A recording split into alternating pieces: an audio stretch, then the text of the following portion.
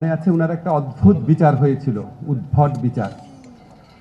তো সেই বিচারে উনি এত শকড হয়েছিলেন অন্য পক্ষের আইনজীবীর কথা শুনে। উনি অবাক হয়ে বলেছিলেন যে আমি মেরে খেয়েছি এতিমের টাকা। বিস্মিত এবং ব্যথিত হয়ে বলেছিলেন। এই বাক্যটাকে বিচারক লিখেছিল যে বেগম যে নিজেই স্বীকার করেছেন যে উনি কাজটা করেছেন। এত জঘন্য বিচার, আমি আইনের ছাত্র হিসেবে বলি, এত জঘন্য একটা বিচার হয়েছে।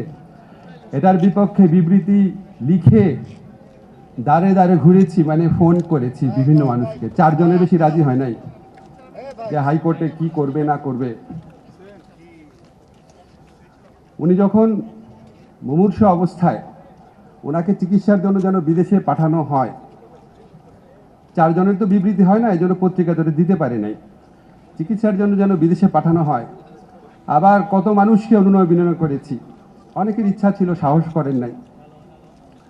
তো আজকে আমার ভাল লাগছে, সবাই আমরা মুক্তভাবে বেগম জিয়ার প্রতি ভালোবাসা এবং শ্রদ্ধা ব্যক্ত করতে পারছি। আল্লাহর কাছে হাজার শুকর।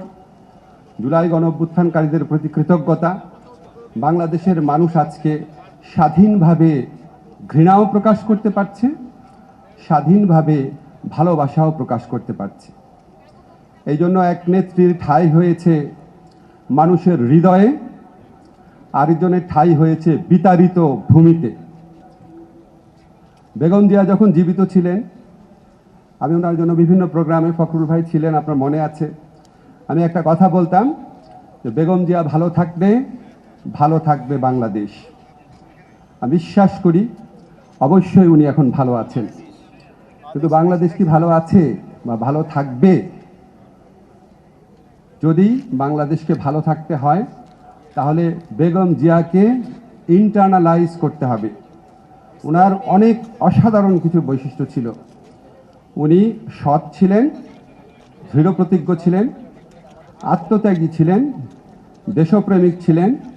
ওনার মধ্যে রুচির এক অবিস্মরণীয় প্রকাশ ছিল, পরমত সহিষ্ণু ছিলেন। বাংলাদেশকে ভালো থাকতে হলে বেগম জিয়াকে ইন্টারনালাইজ করতে হবে। ধন্যবাদ সবাইকে।